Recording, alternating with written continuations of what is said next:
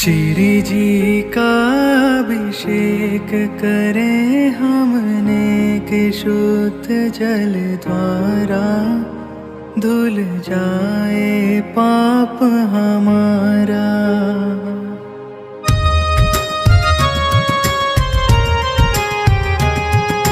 श्री जी का अभिषेक करें हमने कि शुद्ध जल द्वारा धुल जाए पाप हमारा।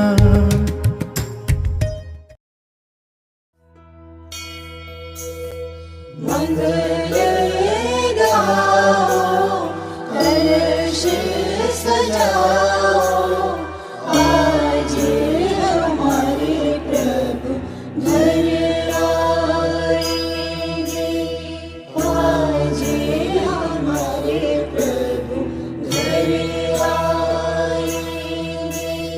मंगल गाओ, कलश सजाओ, आज हमारे प्रभु